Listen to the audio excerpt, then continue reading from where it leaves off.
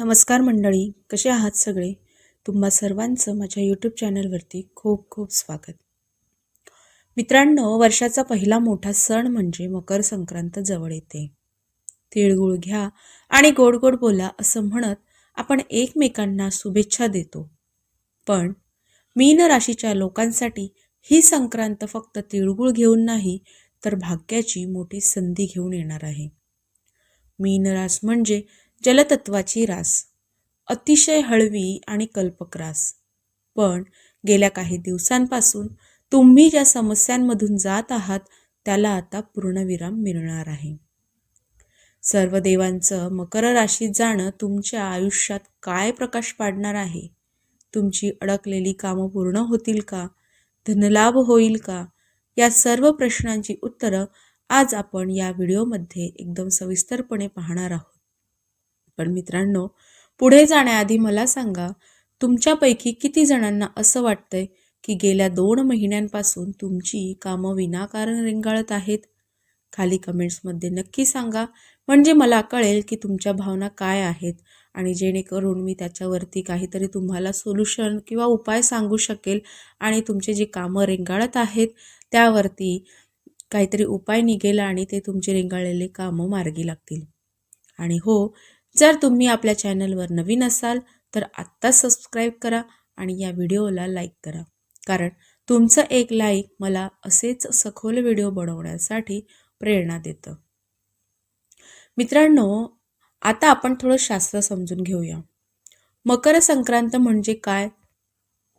तर सूर्यदेव धनु राशीतून बाहेर पडून मकर राशीत प्रवेश करतात. यालाच आपण उत्तरायण म्हणतो. शास्त्रात उत्तरायणाचा काळ हा देवांचा दिवस मानला जातो. हा काळ सकारात्मकता आणि प्रगतीचा असतो. मीन राशीसाठी हा गोचर बदल खूप खास आहे. का माहिती आहे?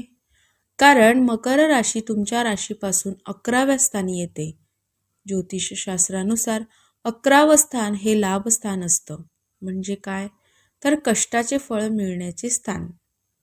तुमच्या आयुष्यात आतापर्यंत तुम्ही जे कष्ट उपसले आहेत त्याचं चीज होण्याची वेळ आता आली आहे. तुम्हाला काय वाटतं? मेहनतीशिवाय नशीब साथ देतं का? तुमचं मत कमेंटमध्ये नक्की लिहा. तर मीन राशीच्या मित्रांनो, चला आता सगळ्यात महत्त्वाच्या विषयाकडे वळूया. ते म्हणजे काय? तर तुमचं करिअर. मीन राशीच्या लोकांनो, नोकरीमध्ये जे राजकारण सुरू होतं किंवा जे अडथळे येत होते ते आता दूर होतील. जर तुम्ही नोकरी बदलण्याचा विचार करत असाल तर संक्रांतीनंतरचे 15 दिवस तुमच्यासाठी सुवर्ण संधी असतील. वरिष्ठ तुमच्या कामाची दखल घेतील. जे लोक सरकारी नोकरीसाठी प्रयत्न करत आहेत त्यांच्यासाठी सूर्यदेवाचा हा प्रवास खूप शुभ आहे. सूर्याला आपण सत्ता आणि अधिकार मानतो. त्यामुळे सरकारी क्षेत्रातून तुम्हाला काहीतरी मोठी बातमी मिळू शकते. इथे मला तुम्हाला एक विचारायचं आहे. तुमच्यापैकी किती लोक सध्या नवीन नोकरीच्या शोधात आहेत? तुमची स्वप्नातली नोकरी कोणती आहे ते कमेंटमध्ये नक्की सांगा. ते मी वाचेल आणि त्यावरती तुम्हाला नक्कीच उपाय सांगेल. तर आता तुम्ही टेन्शन अजिबात घेऊ नका. मकर संक्रांतीच्या नंतर 15 दिवस हे तुमच्यासाठी खूप छान असणार आहेत. नोकरीसाठी जे तुम्ही प्रयत्न करत आहात त्यांना यश मिळणार आहे. आणि मित्रांनो, ही माहिती आवडत असेल तर व्हिडिओला एक लाईक तर बनतोच, बरोबर ना? तर जाऊन पटकन एक लाईक करा. मीन राशीच्या मित्रांनो, आता बोलूया पैशाबद्दल. कारण खिसा गरम असेल तरच सण गोड लागतो, हो की नाही? मग मीन राशीसाठी लाभस्थान सक्रिय झाल्यामुळे पैशांचा ओघ वाढणार आहे. जुनं दिलेलं कर्ज परत मिळू शकतं. जर तुम्ही शेअर मार्केटमध्ये किंवा सोन्यामध्ये गुंतवणूक केली असेल तर तुम्हाला चांगला परतावा मिळण्याचे संकेत आहेत. व्यापाऱ्यांसाठी हा काळ बंपर असणार आहे. नवीन ग्राहक जोडले जातील. विशेषतः जे लोक लोखंड, तेल किंवा तंत्रज्ञानाशी संबंधित व्यवसाय करतात त्यांना मोठा फायदा होईल. पण एक लक्षात ठेवा, सूर्य हा शिस्तीचा देव आहे. त्यामुळे व्यवसायात पारदर्शकता ठेवणे खूप गरजेचे आहे. तुम्हाला काय वाटतं, पैसा महत्त्वाचा की मानसिक शांती, की दोन्ही गोष्ट आपल्या आयुष्यामध्ये खूप महत्त्वाच्या आहेत. पैसा पण आणि मानसिक शांती पण.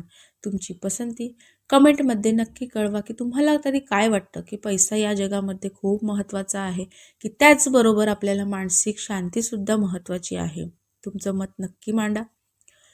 तर मित्रांनो, घरात आनंदाचं वातावरण असेल, संक्रांतीला तुम्ही तुमच्या जोडीदारासोबत काहीतरी नवीन खरेदी करायला जाल, असा हा जो मकर संक्रांतीपर्यंतचा किंवा त्यानंतरचे 15 दिवस आहेत, हे तुमचे जाणार आहेत. घरात आनंदाचं वातावरण राहणार आहेत. त्यामुळे अजिबात टेन्शन घेऊ नका. सगळं सुरळीत होणार आहे. कुटुंबातील सदस्यांसोबतचे जे जुने वाद असतील, ते आता मिटणार आहेत. जर तुमच्या मुलांच्या शिक्षणाची किंवा लग्नाची चिंता असेल, तर ती चिंता आता मिटणार आहे. तर मित्रांनो, जे काही मुलांचं शिक्षणाबद्दल असेल, काही मुलं 11वी-12वीत असतील, त्यांची आता एक्झाम असेल, आईवडिलांना त्यावरती त्याचं टेन्शन असतेच, की आता मुलांची पेपर येणार आहेत किंवा काही मुलांचे लग्न जमत नाही आहे. मुलांना, मुलींनासुद्धा या गोष्टीचं खूप टेन्शन असतं. पालकांनासुद्धा या गोष्टीचं खूप खूप टेन्शन असते, की आमच्या मुलांची लग्न कधी जमतील. तर त्याची चिंता आता तुम्ही करू नका. तुमच्या मुलांचे लग्न, तुमच्या मुलांचे शिक्षण याची चिंता आता मिटणार आहे. त्यानंतर प्रेमसंबंधाच्या बाबतीत बोलायचं झालं, तर जे अविवाहित आहेत त्यांच्यासाठी एखादं चांगलं स्थळ चालून येऊ शकतं. नात्यात गोडवा वाढवण्यासाठी या संक्रांतीला तिळगुळ नक्की द्या आणि मनातील कटुता काढून टाका. मित्रांनो, तुम्ही तुमच्या कुटुंबाला या संक्रांतीला काय गिफ्ट देणार आहात? काही प्लॅन केलाय का? चला कमेंटमध्ये मला आयडिया शेअर करा. तर यानंतर आता आपण बोलूया आरोग्य आणि त्यासाठी काही मी टिप्ससुद्धा सांगणार आहेत, उपायसुद्धा सांगणार आहेत. तर जाणून घेऊया सविस्तर. तर मीन राशीच्या मित्रांनो, आरोग्याकडे दुर्लक्ष करून चालणार नाही. मीन राशीच्या लोकांनी पोटाच्या तक्रारीकडे लक्ष द्यावं, आवर्जून लक्ष द्यावं. कोणाला पोटाचे त्रास होत असतील तर त्याच्यावरती उपाय लवकरात लवकर करा. संक्रांतीच्या काळात उष्ण पदार्थ खाल्ले जातात, पण त्यासोबत पाणी भरपूर प्या. मानसिक ताण घेऊ नका. ध्यान म्हणजेच मेडिटेशनसुद्धा करा, त्यामुळे तुम्हाला मानसिक शांती लाभेल. तर मित्रांनो, या पूर्ण काळामध्ये म्हणजे संक्रांतीपर्यंत किंवा संक्रांतीच्या नंतरचे 15 दिवस आहे, या काळामध्ये तुम्हाला काय शुभ संकेत मिळणार आहेत? तर मित्रांनो, तुम्हाला अचानक धनलाभ होऊ शकतो.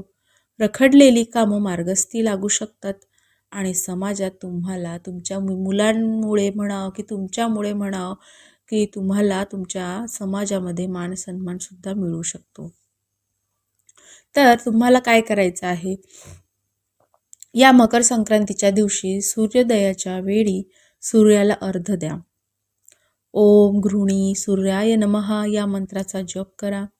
त्यानंतर गरिबांना काळे तीळ आणि गूळ दान करा. यामुळे काय होते, तुमच्या कुंडलीतील दोष दूर होतील. त्यामुळे मकर संक्रांतीच्या दिवशी हे आवर्जून करा.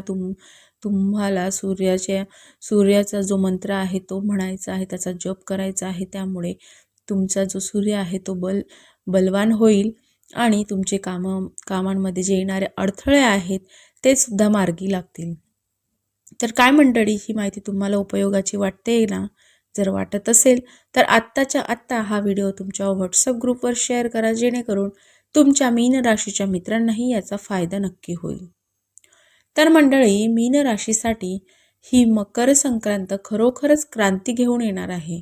स्वतःवर विश्वास ठेवा आणि संधीचं सोनं करा आणि आपले कष्ट हे असेच चालू ठेवा. हळूहळू का होईना तुम्हाला या गोष्टीचा फायदा नक्कीच होणार आहे. जाता जाता पुन्हा एकदा सांगते, तुम्हाला हा व्हिडिओ कसा वाटला? तुमच्या आयुष्यात सध्या काय समस्या आहेत? कमेंटमध्ये लिहा. मी प्रत्येक कमेंटला उत्तर देण्याचा प्रयत्न करेल. पण मित्रांनो, बरेच जण मला प्रश्न विचारतात किंवा मला सांगतात की खूप कष्ट करतो पण काहीच फरक पडत नाही, किंवा मला हा त्रास होतो, तो त्रास होतो, मुलांचं लग्न होत नाही आहे. काही मुलीसुद्धा कमेंट करतात की माझं लग्न होत नाही आहे, खूप टेन्शन आहे.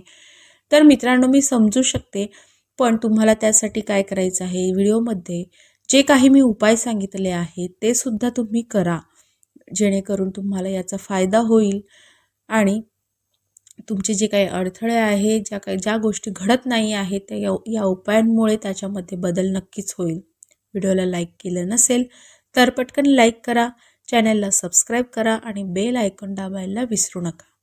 तुम्हा सर्वांना मकर संक्रांतीच्या खूप खूप शुभेच्छा. सूर्यदेवाचा आशीर्वाद तुमच्यावर सदैव राहो.